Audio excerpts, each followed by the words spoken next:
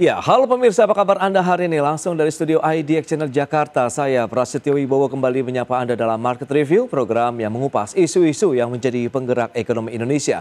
Live streaming kami bisa Anda saksikan juga di idxchannel.com dan langsung saja kita mulai Market Review selengkapnya.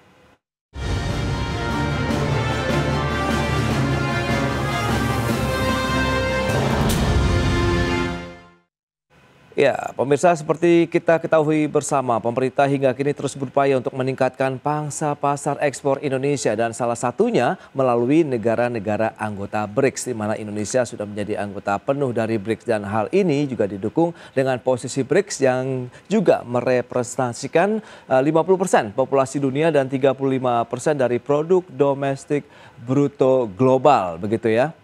Baik pemirsa, untuk membahas tema kita terkait dengan potensi BRICS ini bisa menjadi tujuan ekspor Indonesia, kita sudah tersambung melalui Zoom bersama dengan Bapak Beni Sutrisno, Wakil Ketua Umum Kadin, Bidang Pengembangan Asosiasi Gabungan dan Himpunan dan juga anggota luar biasa. Halo Pak Beni, apa kabar?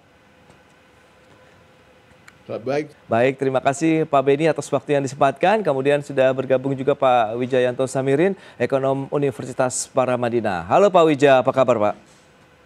Sehat, alhamdulillah Mas Pras. Baik, terima kasih atas waktu yang disempatkan. Sebelum membahas lebih jauh, review terlebih dahulu dari Kadin Indonesia nih terkait dengan putusan pemerintah Amerika Serikat yang memberlakukan tarif resiprokal 32% kepada Indonesia. Pak Beni.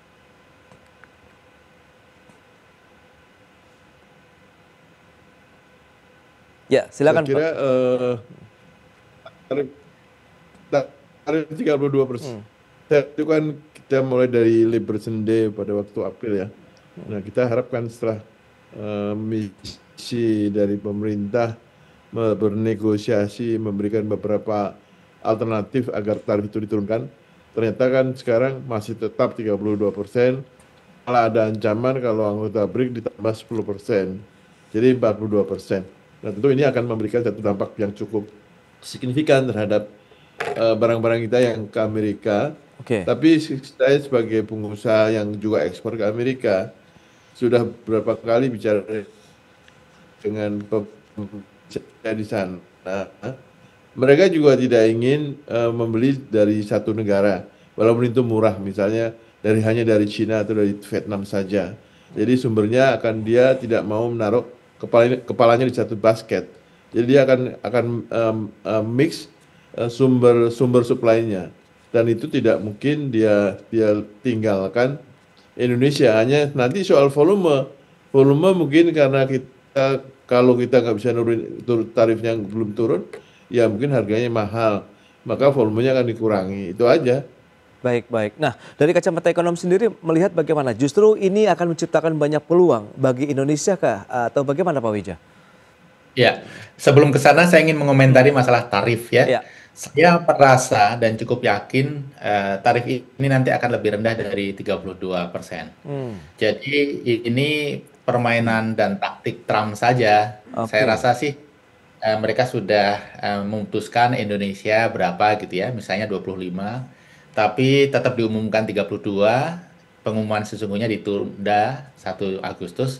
Ya siapa tahu dalam periode dari 9 Juli ke 1 Agustus itu kita jor-joran memberikan insentif yang berlebih. Jadi saya rasa ini lebih ke permainan mental, sehingga kita jangan terlalu terprovok kemudian menjanjikan terlalu banyak hal begitu ya.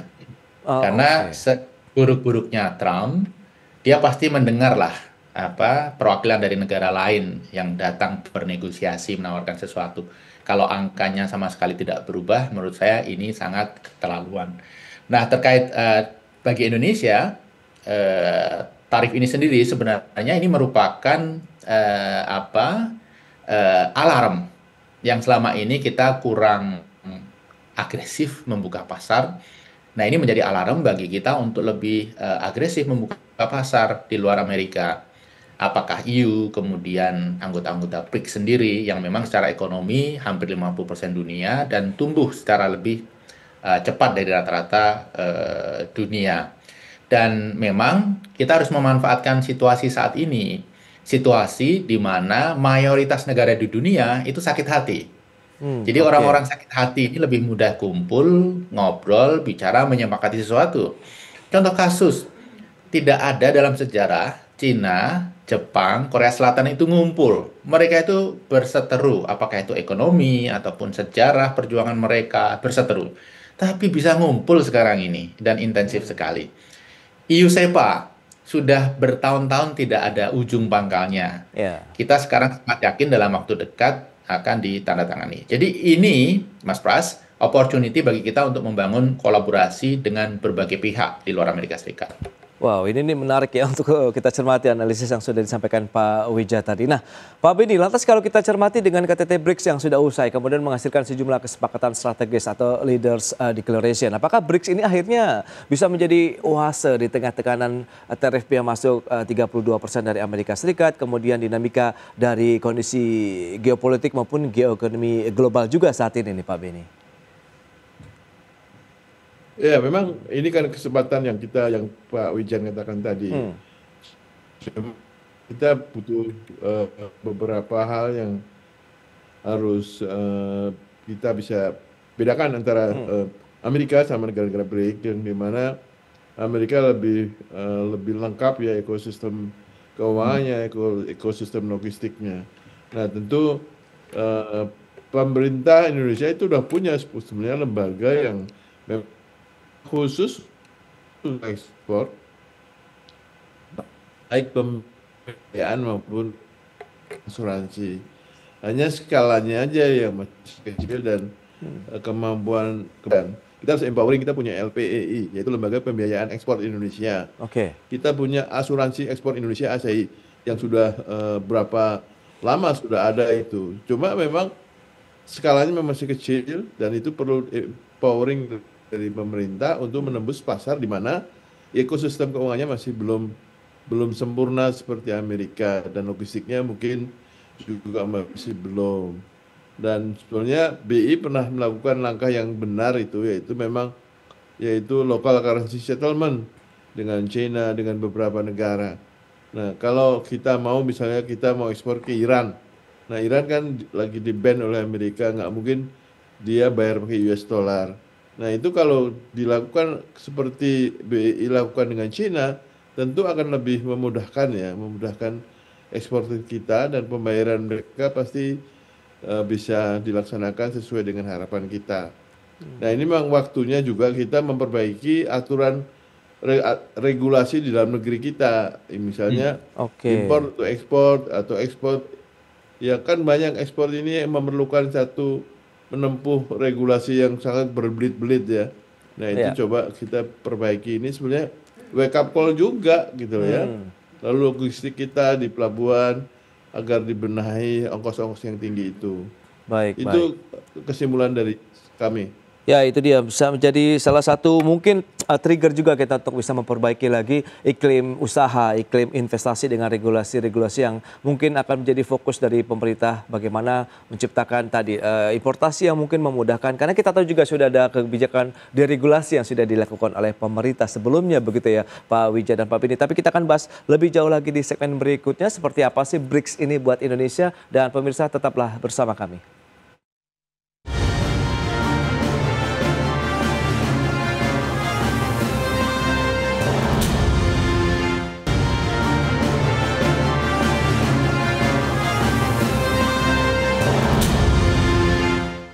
Ya, pemerintah terus berupaya meningkatkan pangsa pasar ekspor Indonesia melalui negara-negara anggota BRICS, dan juga karena kita tahu posisi BRICS yang sudah merepresentasikan 50% populasi dunia, kemudian 35% dari produk domestik bruto global. To increase the real cooperation between Brazil and Indonesia. Many times we sign agreements of partnership and then it remains a written document. But now we feel that we have so many common interests, we have so many resources that we can really benefit each other, not only in trade industry, but in many fields, field of agriculture.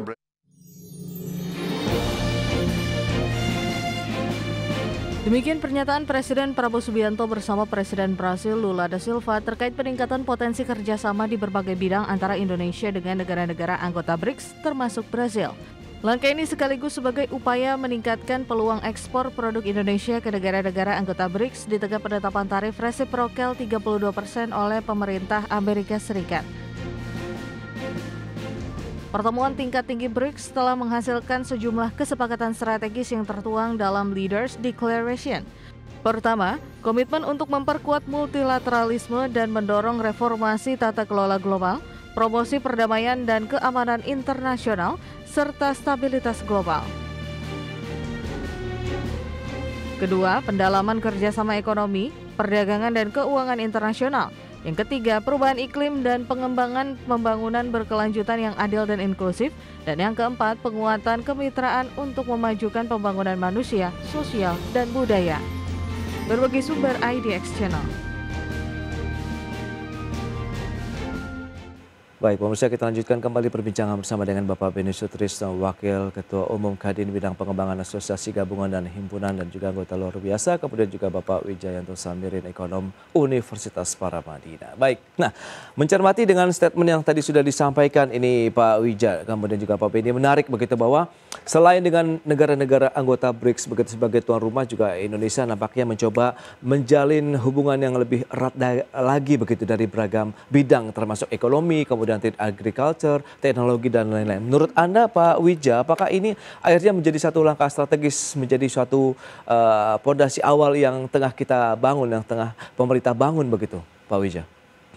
Salah satu manfaat BRICS adalah ini menjadi booster bagi confident negara-negara untuk bersikap apa adanya. Tidak lagi takut-takut bersikap karena khawatir membuat Amerika marah, Eropa marah, dan lain sebagainya. Jadi booster yang sangat penting. Yang kedua, selain dengan BRICS sebagai komunitas, beberapa anggota BRICS sendiri mempunyai potensi kerjasama yang luar biasa dengan Indonesia. Misalnya dengan Brasil. Brasil itu mempunyai berbagai macam produk dan teknologi yang komplementari dengan kita. Kemudian Iran itu sumber energi murah, apakah itu LNG atau minyak bumi gitu ya, yang selama ini kita takut berinteraksi. Sementara negara seperti Cina, India, dan beberapa negara Timur Tengah itu justru membeli minyak dari Iran, Rusia, dan lain sebagainya. Belum lagi kalau kita berbicara investasi ya dengan Cina. Jadi saya melihat Pak Prabowo ini adalah marketer dan diplomat yang cukup efektif. Nah, yang diperlukan adalah second layer-nya untuk crafting satu opportunity yang sudah dibuka itu, pintu yang sudah dibuka menjadi sesuatu yang konkret. Jadi saya melihat dengan Brasil itu harus segera di speed up realisasinya, ini timing yang tepat. Yang kedua tentunya dengan Cina ada begitu banyak opportunity, apalagi momentumnya ya Mas Pras. Cina ini sedang tidak happy dengan deal antara Amerika dengan Vietnam. Ini momentum bagi kita untuk berbicara. Baik, tapi kalau kita lihat dari pelaku usaha sendiri, apa yang harus segera dilakukan begitu? Kemudian kolaborasi seperti apa pemerintah pelaku usaha untuk bisa memanfaatkan momentum tadi ya, seperti disampaikan Pak Wija, untuk bisa mengejar potensi-potensi kerjasama ekonomi dengan negara-negara BRICS begitu, Pak Beni? Ya, ini saya kira peran daripada dubes-dubes kita di negara-negara BRICS itu kita mintakan lebih aktif memberikan informasi mengenai perdagangan negara di mana beliau-beliau ditugaskan, sehingga kita bisa mencari opportunity yang bisa kita masuki ya. Jadi dan tentu Kadin akan melakukan kerjasama dengan Kadin atau chambers mereka yang ada di sini, yang diwakili oleh beberapa pengusaha dia yang ada di sini. Ya memang kalau Brazil, kebetulan saya juga jualan ke Brazil, ada beberapa hal yang memang dia nggak punya, yaitu kalau di bidang tekstil dia non cotton dia nggak punya, ya kan? Jadi dia akan impor dari kita dan impor dari Cina tentu. Nah sementara kita di Indonesia nggak punya cotton. Nah di daerah namanya Mato Grosso Itu provinsi yang sangat sangat tumbuh pertaniannya bagus, yaitu menanam kapas, dan saya juga impor dari sana. Jadi saya kira Brasil dengan kita, sebetulnya Brasil itu termasuk negara Mercosur ya. Brasil, Argentina, Meksiko. Uruguay, Paraguay. Nah, kita belum punya itu perjanjian perdagangan free trade dengan mereka. Kita punya perjanjian free trade dan sampai SEPA itu dengan Chile dan yang lanjut dengan Peru. Nah, sebaiknya Mercosur itu karena populasinya cukup besar ya, tentu populasi itu kan menunjukkan kebutuhan manusia ya, di mana industri manufaktur kita bisa memenuhi atau mengisi celah-celah kebutuhan tersebut, di antaranya komponen otomotif mereka butuh sekali, dari mulai aki, ban, dan seterusnya. Baik, tapi kalau kita bicara mengenai waktu nih Pak Beni, butuh waktu berapa lama sih kalau kita bisa segera mengisi kekosongan? Nah, kalau kita lihat kita kan ada kerjasama ekonomi dengan Amerika Serikat, tapi saat ini sedang ada resiprokal di sana, kemudian kita harus mengisi gap begitu sehingga ekspor yang seharusnya ke Amerika Serikat ataupun negara lainnya bisa kita segera isi dengan negara-negara BRICS begitu, Pak Beni. Kalau waktu nggak usah nunggu lagi, hari ini besok juga kita bisa. Kita kan bisa udah dihubungkan dengan email dan segala macamnya ya. Jadi di Brasil itu ada daerah yang isinya dulu imigran pelarian dari Jerman, itu cukup aktif sekali mereka. Baik, lantas kalau kita lihat dari sisi pemerintah, kebijakan apa saja yang perlu didorong nih terkait dengan dunia usaha agar bisa meningkatkan lagi potensi eksportasi Indonesia ke negara-negara BRICS? Kita akan bahas lagi di segmen berikutnya. Kita akan jeda sebentar, dan pemirsa, kami akan segera kembali usai pariwara berikut ini.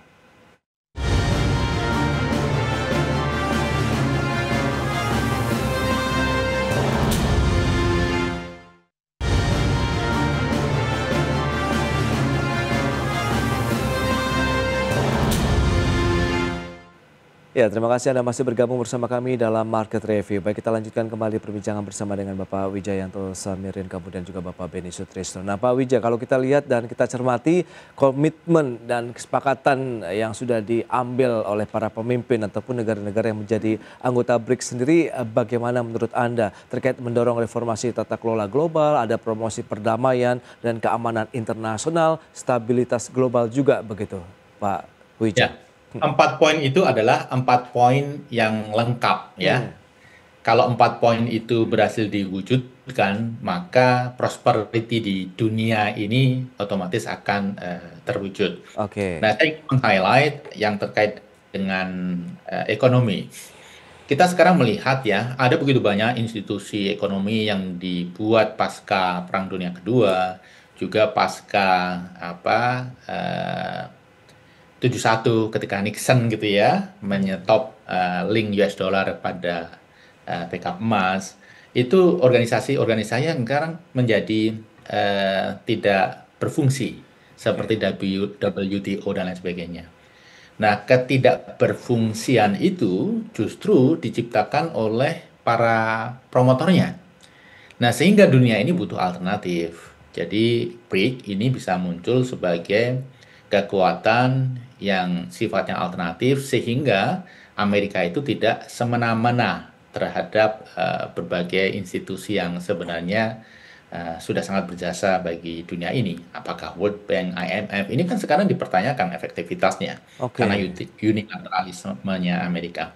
Jadi dalam situasi ini BRICS muncul sebagai alternatif, sehingga satu hal yang perlu kita dorong ya penguatan institusi. Makanya salah satu ide transaksi pakai uang lokal itu menarik. Yang kedua, development bank itu sangat menarik. Jadi ada beberapa hal yang memang perlu kita dorong sebagai alternatif institusi yang selama ini mulai luntur perannya. Itu dia, menarik. Nah, Pak Beni, ini berarti kaitannya dengan dedolarisasi misalnya. Kemudian bagaimana penguatan lagi kerjasama ekonomi negara-negara BRICS dengan Indonesia. Menurut Anda, lagi-lagi kalau kita bicara mengenai kredit Indonesia, seberapa besar potensinya, peluangnya, kemudian komoditas andalan apa saja yang masih bisa lebih digenjot lagi? Tadi ada otomotif juga di sana, kemudian dan katun misalnya, begitu Pak Beni? Ya, saya setuju dengan Mas Wijan ya. WTO itu anggaplah sekarang nggak ada Amerikanya gitu, karena lembaga itu sudah ada dan aturan mainnya sudah jelas. Nah dianggap aja nggak ada Amerikanya. Amerika kalau nggak mau ikut juga nggak apa-apa. Jadi WTO bisa jalan tanpa Amerika gitu. Coba aja, kan itu udah ada ya. Jadi saya kira bukan hanya BRIC bikin baru, artinya sudah ada itu kita dimanfaatkan oleh negara-negara BRIC. Jadi dengan demikian kan lebih cepat ya. Dan kita kan punya industri majority di dalam konteks labor intensif banyak sekali ya, dari mulai furniture, sepatu olahraga, komponen elektronik, komponen otomotif. Nah ini kan bisa menggerakkan industri manufaktur kita. Baik. Seiring dengan program hilirisasi pemerintah. Nah terkait dengan ancaman Amerika yang akan memberikan kenaikan tambahan tarif resiprokal 10% ya untuk negara-negara BRICS, berarti kan nanti kemungkinan apakah akan mulus begitu perjalanan ataupun kerjasama negara-negara BRICS ini, Pak Beni? Saya juga pernah dengan Mas Wijan ini. Ini kan main kartu nih, kita main kartu lah ya, kuat-kuatannya. Mungkin 1 Agustus ya, mungkin harapan kita harus lebih baik dibandingkan Vietnam lah kira-kira gitu. Kan musuh terberat kita Vietnam ya. Artinya dari sisi jumlah maupun harga Vietnam kan lebih baik, lebih murah daripada kita lah. Jadi kalau kita lebih rendah dari Vietnam udah cukup. Baik. Nah, Pak Wijaya, optimisme Anda akhirnya terkait dengan kondisi kinerja perekonomian Indonesia ke depan dengan keanggotaan di BRICS seperti apa nih, Pak? Ya, saya membahas yang 10% tambahan ya. Banyak hal yang disampaikan oleh Trump, apalagi yang sifatnya spontan, itu tidak di follow up, hilang begitu saja. Saya termasuk yang sangat yakin tambahan 10% ini hanya semacam ancaman tambahan supaya BRIC tidak terlalu agresif, khususnya terkait dengan dedolarisasi. Itu yang paling ditakutkan oleh Amerika.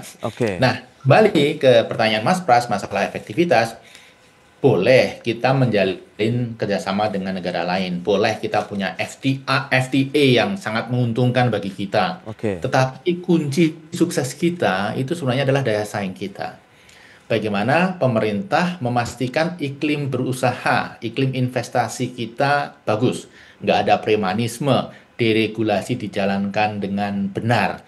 Karena kalau itu dijalankan sesuai dengan apa yang dikomitmenkan, pengusaha-pengusaha kita akan tumbuh menjadi pengusaha dengan daya saing global.